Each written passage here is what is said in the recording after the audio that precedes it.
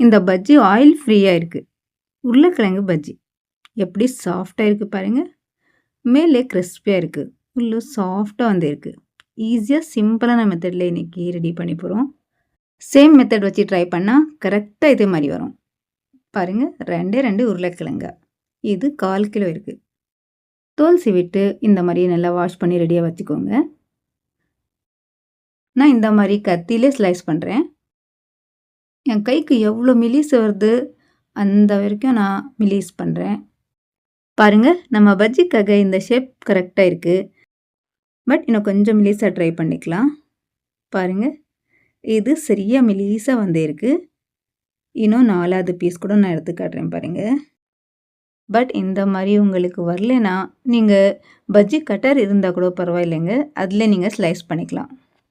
இந்த மாதிரி சரியாக கட் பண்ணிவிட்டு தண்ணியில் போட்டு வச்சுக்கோங்க.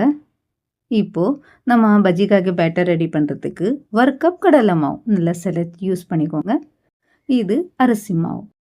ஒரு பவுலில் இது 150 கிராம் இருக்குது கடலை மாவு. இதுக்கு அரிசி மாவு 3 டேபிள் ஸ்பூன் சேர்த்துக்கோங்க. அரிசி மாவு என்னத்துக்கு சேர்க்கணும்? நம்ம பஜ்ஜி கிரன்ச்னஸ் வரணும், அதுக்காக 3 டேபிள் ஸ்பூன். இது தேவையான அளவு உப்பு 3/4 டேபிள் ஸ்பூன். இது 3 tablespoon butterfly chicken masala. This product is not sponsor by chicken masala. இது சின்ன ஸ்பூன்லே 1/2 டேபிள் ஸ்பூன் சோடா மாவு, 1.5 ஸ்பூன் ரெட் சில்லி பவுடர், கொஞ்சமாக மஞ்சள் தூள்.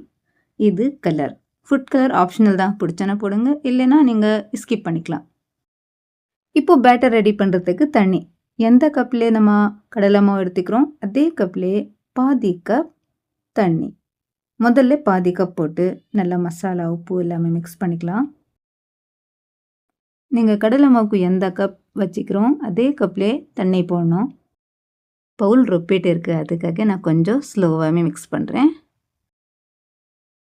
பாருங்கள், 2வது அதே கப்லே பாதி கப் ஃபுல்லாக 1 கப் சரியாக தண்ணி. 1 கப் கடலை மாவுக்கு 1 கப் தண்ணி சரியான அளவு. தண்ணி கொஞ்சம் கொஞ்சம் போட்டு லம்ஸ் இல்லாத பேட்டர் ரெடி பண்ணிக்கலாம். மீதி கொஞ்சமாக தண்ணி இருக்குது, அது கூட லாஸ்ட்டில் சேர்த்துட்டு நல்லா இந்த டைம் உப்பு செக் பண்ணிக்கோங்க. கரெக்டாக இருந்தால் உப்பு நம்ம பஜ்ஜி சாப்பிட்றதுக்கு டேஸ்ட்டு பர்ஃபெக்டாக இருக்கும். பாருங்கள், இந்த மாதிரி கொஞ்சம் நேரத்தில் நம்ம பேட்டர் ரெடியாக இருக்குது. பேட்டர் இந்த மாதிரி திக்னஸ் இருக்கணும். முதல்ல இது பர்ஃபெக்ட் இருந்ததா நம்ம பஜ்ஜி நல்லா உப்பி வரும். பாருங்கள், நம்ம உருளைக்கிழங்கு ஸ்லைஸ் மாவில் சேர்த்து இந்த மாதிரி டிப் பண்ணால் எல்லா மாவும் நல்லா ஒட்டிடும். எண்ணெய் சூடானதுக்கப்புறம் மீடியம் டு ஹை வச்சு நல்லா நம்ம பஜ்ஜி ஃப்ரை பண்ணி எடுத்துக்கலாம். பாருங்கள், போட்டு உடனே கொஞ்சம் நேரம் மேலே வந்துச்சுன்னா 2வது போட்டு மேலே வந்துச்சுன்னா 3வது. உங்களுக்கு பிடிச்சனா நீங்கள் பெருங்காயம் சேர்த்துக்கலாம், இல்லைன்னா அப்படியே நீங்கள் சாப்பிட்டு பாருங்கள், டேஸ்ட் சூப்பராக வரும். எண்ணெய் கொஞ்சம் கூட குடிக்காது, நம்ம பஜ்ஜி நல்லா ட்ரையாக இருக்கும்.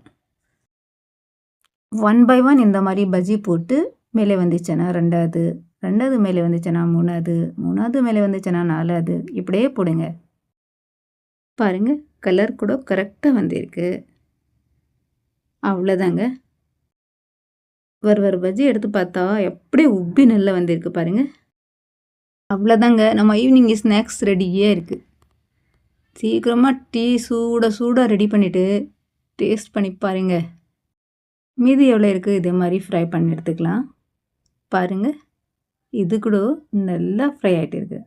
கொஞ்சம் நேரத்துலேயே ஃப்ரை ஆயிரும். நம்ம ஈவினிங் ஸ்நாக்ஸ்க்காக உருளைக்கிழங்கு பஜ்ஜி, ஏன் வாழைக்காய் பஜ்ஜி கூட சாப்பிட்றதுக்கு நல்லா இருக்கும். பாருங்கள், எப்படி நல்லா குக் ஆகிட்டு இருக்குது. மிலிஸாக இருந்தால் கூட பரவாயில்ல, கொஞ்சம் நம்ம உருளைக்கிழங்கு திக்னஸ் இருந்தால் கூட எதுவுமே ப்ராப்ளம் இல்லைங்க. ஃப்ரை ஆகிடுச்சுன்னா சாப்பிட்றதுக்கு அந்த டேஸ்ட்டு நல்லா இருக்கும். வீடியோ பிடிச்சது இருந்தால் ப்ளீஸ் லைக் பண்ணிவிட்டு உங்கள் ஜூஹி தமிழ் சமையலை மறக்காமல் சப்ஸ்கிரைப் பண்ணிவிட்டு உங்கள் ஃப்ரெண்ட்ஸ் ரிலேட்டிவ்ஸில் கண்டிப்பாக ஷேர் பண்ணிவிட்டு போங்க. தேங்க்ஸ் ஃபார் வாட்சிங்.